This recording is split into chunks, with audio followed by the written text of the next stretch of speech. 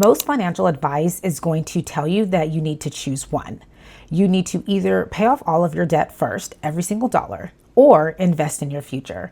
But at 45 years old, with over $20,000 in consumer debts, I did not have 5 years to just wait on the sidelines. So I attacked both at the exact same time. In today's video, I want to share with you the exact strategy that I used to make both happen. So the first step that I took before I started to pay off debt and invest was I secured my foundation. I think it's very important that when you are in a position to start paying off your debt and invest, especially when you're over the age of 40, you want to make sure that your foundation is set. And this means to have a safety cushion. So the first thing that I did was I made sure that I put away $10,000 in my high yield savings account.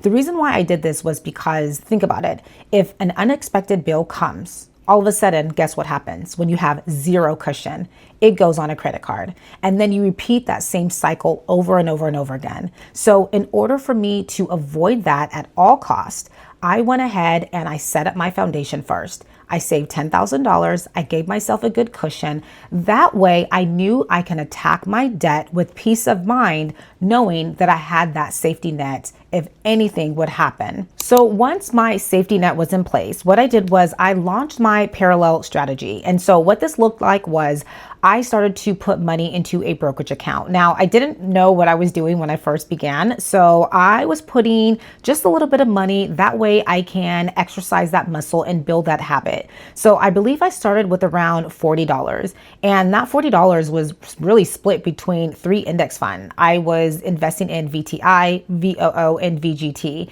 This was with SoFi Bank. So this was before I really started to dive deeper in and I moved my brokerage account to Vanguard. So I started very small. As you can see, I didn't start with $100 or $200 or even $1,000. I didn't start with big numbers. I started small. And the reason for this was I wanted to attack my debt. So once I laid out all of my debts, I was ensuring that I was paying the minimum for everything. But what happened was anytime I got a big chunk of money, I would throw that money towards the debt. And in my other video, I'll tag it above, I go over my exact strategy more in depth, but I will let you know right now that I did a hybrid approach. So I did the avalanche method where I chose my highest interest debt first. And then I also mixed that with the snowball effect where I started to pay off my lowest debt at the same time. This allowed me to kill 4 out of the 7 debts that I had very quickly, like very early on. I believe within the first few months of me even starting this plan. So that worked well for me. Now, what happened was the moment I would pay off a debt, let's say that I paid off my first credit card and that monthly minimum was $200. So I was maintaining the minimum and I was throwing big chunks until I would clear it. Now, once that debt was clear, I would take that money that I was paying the minimum and I would then put that into my brokerage account. So then my brokerage account ended up increasing. It went from 40 to 100 to 200. And so right now I believe I'm doing $100 a month in my Roth, 100 in my SEP, and 100 in my brokerage. Now I have the plan of doing a 500 minimum. You hear me talking about this all the time in my videos. However, because I cleared so much debt in like the last month, I realized, let me start this new plan starting in September. Let me give my cash flow a little bit of breathing room, and September is when I will increase that amount to 500. Now, the reason why I'm not worried to start that right away is because if you've watched my other videos, I talk a lot about throwing big chunks of money in my brokerage or towards my retirement accounts. This is going to be my strategy moving forward. I'm going to always do the minimum. So I think it's very important that you understand no matter what you do, your plan should always be to have minimum contributions every single month that is on autopilot. It's automatic. You don't have to touch that. But what happens is because I have multiple income streams, when big checks come in, I can toss $2,000, $3,000, $5,000 at a time in those accounts. And once they're maxed out, then all that extra money goes into my brokerage. So that's why I'm not too worried about when I'm starting that $500 minimum, because I can easily very well just put in $3K starting next month to get started. And that would cover any month's starting at the beginning of this year that I had missed. So that is my strategy, and that is what I'm doing moving forward. So that brings me to where things stand right now and how you should start thinking about your own situation. So as of last week, I am completely consumer debt free. So I've paid off the $20,200 and I believe $84 in consumer debt. So that is cleared. I talk a lot about me working on my student loans next year. I really believe that in order to clear debts, it's great to do big chunks at a time, but to try to clear everything in 1 year was just not plausible for my situation because I still want to invest heavily and I still want to max out my retirement accounts. And that should come first. So with that being said, I want you to start thinking about your own plan. When people ask, should I pay off my debt first or should I start to invest? I truly believe that you can do both. I believe that you can get started with the monthly minimum. And if you're not already paying the monthly minimum, get started to do that. And then any extra money you get, you can throw it towards your debts or you can throw it towards your brokerage account. I like my plan for this year because the rest of this year, I'm kind of just at ease knowing all I have to do is max out my retirement and that's all I have to do for the rest of the year. Any extra money that comes in is going to go in my brokerage account. Now, I'm in a situation where I can move with speed because I decided to remove a lot of the overhead that was getting in the way. I moved back home. I decided that it wasn't worth me paying $6,000 a month in living expenses in LA and trying to work out this plan. It just wasn't plausible. So I decided if I move back home, I now have saved that $6,000 a month that I was spending. And now I can just be throwing that towards my plan.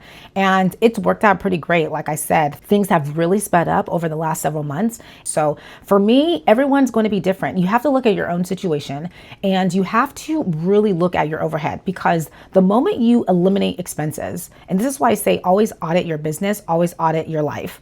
The moment you start to remove things that are unnecessary, they're not a necessity. You look at your subscriptions, you cut going out to eat, you cut, maybe spending money on traveling, and you make a few sacrifices this year. You will see how quickly you can pay off your debt and you can start investing. I believe a lot of times people feel like they're unable to do it is because they're not willing to sacrifice anything. And I'm not kidding. If you are in the position where you have done everything, you have made sacrifices, you have cut expenses, and you can't cut anything else, then the next step is you adding an additional income stream. It's always those two things. Either you don't have enough income coming in, or you have not sacrificed enough. And so everyone has to audit their own life. I've sacrificed a lot and I've added additional income streams. And that's why this plan works. Overall, I want you to understand that you do not have to pause your life in order to build momentum when it comes to paying off debt and really growing your finances. At 45 years old, I was sitting on what I believed was a mound of debt, $60,000. I know that's not a lot to a lot of people, especially when I hear numbers like 500K, 100. I'm like, whoa, I can't even imagine having that much debt. But for me, it was a lot because I never was the person to have debts until I was. So in order to clear that 20K this year, that meant a lot to me because I felt more at ease knowing that all I have to do is tackle student loans, which that interest rate is very, very low. So it's not going to be, compiling like my other debt was. And so with that being said, you can do it. You just need a plan and you just need to stay consistent. You can start with as little as $40 a month, $25 a month. It doesn't have to be a lot of money. The point is to be consistent and build that momentum. So if you want to start now, make a plan to put a little bit of money towards your debt every single month. Make a plan to put a little bit of money towards your investments every single month.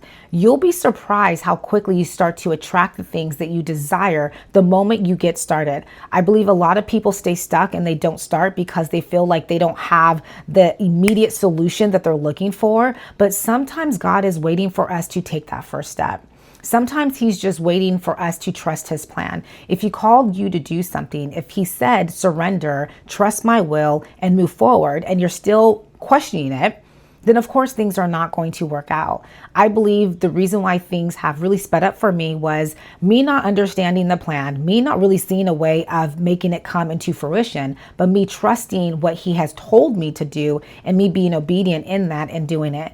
And I'm telling you, my life has completely changed from January to where we are sitting right here in August. And I'm so proud that I took that leap of faith to do this crazy plan that I set myself up for, but it worked out. And so if you are over the age of 40 and you are watching this video, I hope it inspired you to just get started with where you're at. Don't compare your journey to anybody else. Tweak what you need to tweak when you are watching my videos and seeing my plan. Make it work for your life. But I'm going to tell you one thing. You have to be ready to make a sacrifice. And if you want support in that, if you want to be a part of a community where we are supporting each other, go ahead and click the link in my description and join my Building Wealth After 40 community. We are all on the same journey. We're not judging one another. We're supporting, we're growing, we're learning. And I truly believe that us doing this together as a community is how we hold ourselves accountable to our goals. I know that I'm a very, very goal-driven person. I never need anyone to motivate me. However, I truly believe that this year, me documenting my journey and doing YouTube full time has really helped me attack my goals faster and reach them faster, because it's a form of holding myself accountable when I'm showing up every day and sharing with all of you.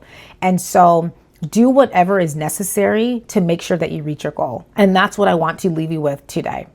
If you are new to my channel, I want to say welcome. My name is Deepay Alaru, and this was your Daily Dose with Deepay.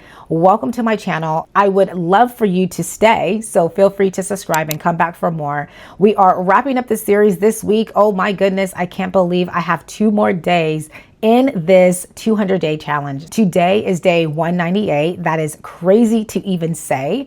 And tomorrow will be day 199, and Friday is day 200. I'm definitely looking forward to celebrating in my own way Friday, because to me that is a huge milestone, not just for the goal that I set for myself this year, but a huge milestone in my career. I posted a long form video every single day for 200 consecutive days right here on YouTube.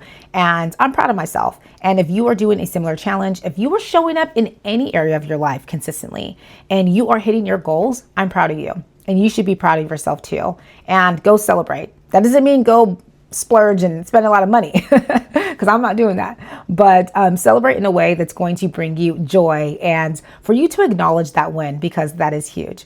All right, y'all. Until next time, have a beautiful and blessed day.